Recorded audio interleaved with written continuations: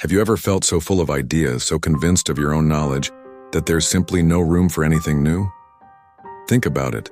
We walk around with our mental cups brimming, often overflowing with our own stories, our own opinions, our own ways of seeing the world.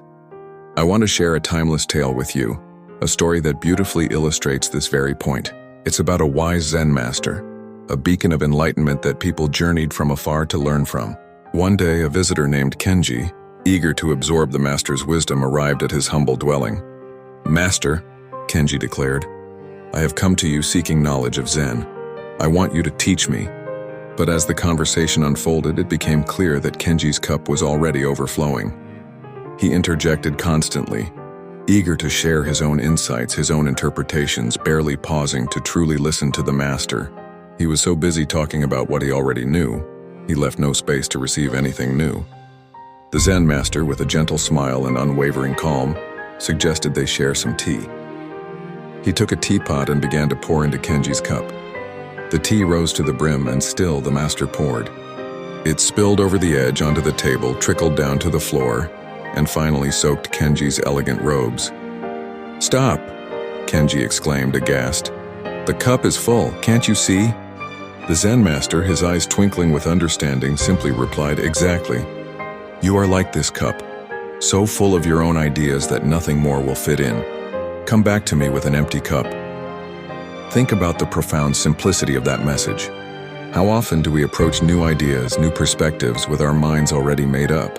How often do we cling so tightly to what we think we know that we miss the opportunity to learn something truly transformative? It's ironic, isn't it, how much can be said about nothing?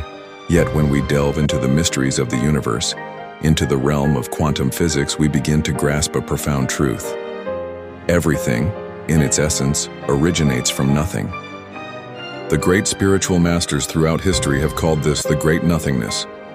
For creation to occur, there must first be space, and the same holds true for our own minds. If we desire something new to be created within us, new thoughts, fresh perspectives, life-altering insights, we must first create space. Just like that teacup, if our minds are crammed full of old, rigid thinking, there's simply no room for the seeds of change to take root. So how do we create this vital space? The answer, surprisingly, lies in non-thinking. The moment we release our strenuous efforts to constantly analyze, to constantly judge, to constantly control our thoughts, we instantly create a vacuum where new ideas can enter. Asking ourselves truly challenging questions, questions that shake the foundations of our current beliefs, is another powerful way to open up mental space. Because it's in this space of nothingness, this quietude of the mind, that the real magic happens. Consider the world of elite athletes. They endure grueling periods of training, pushing their bodies to the absolute limit, but the truly exceptional ones understand the crucial importance of rest. It's during those periods of seemingly doing nothing that their bodies recover, their muscles rebuild, and they emerge stronger than before. The space they intentionally create allows the fruits of their labor to manifest. Think of Thomas Edison, a genius who revolutionized our world. When faced with an intractable problem, his approach wasn't always one of relentless effort. He would often nap in his chair, holding a steel ball in each hand. As he drifted into a deep sleep, the balls would fall, waking him up, and often a solution would spontaneously appear in his mind. Edison intuitively understood this principle. Sometimes the answer isn't found in striving harder with the same old thinking, but in creating space for something new to emerge. As Albert Einstein so wisely said, "We can't solve problems by using the same level of consciousness we were at when we created them." Einstein, with his own set of quirky habits, also understood the power of creating mental space. When wrestling with a particularly challenging concept, he would step away from his equations and pick up his violin. As he played, lost in the melody, the solution would often arrive seemingly out of thin air. He had created a space of non-thinking, allowing for what some might call divine downloads to enter his consciousness. The truth is, we don't have to strain and struggle to figure everything out. Even the greatest minds in history didn't rely solely on brute intellectual force.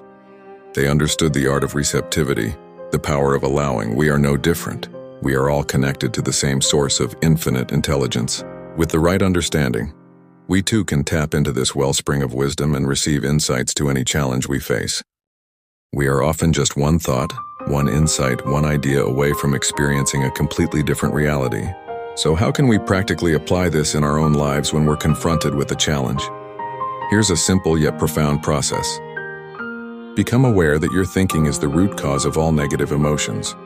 Recognize that the turmoil you feel originates not from the external situation, but from your interpretation of it, your thoughts about it.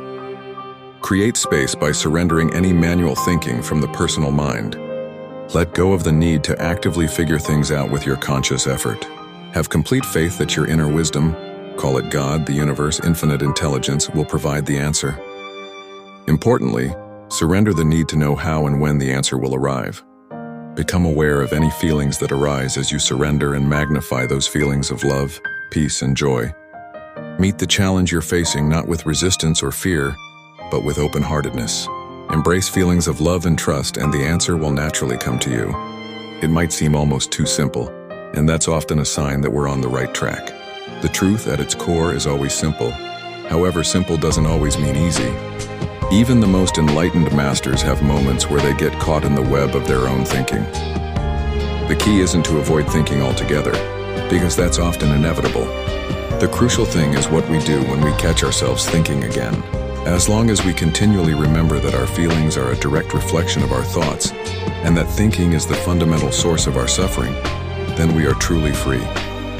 We have the power to empty our cups, to create space for new understanding, and to allow the wisdom of the universe to flow through us, guiding us towards a life of greater clarity, peace, and joy. So I ask you, what are you holding on to so tightly that it's preventing you from receiving something truly extraordinary?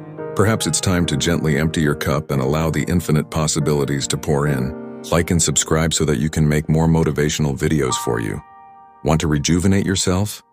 Please call us Breathing for Successful Life.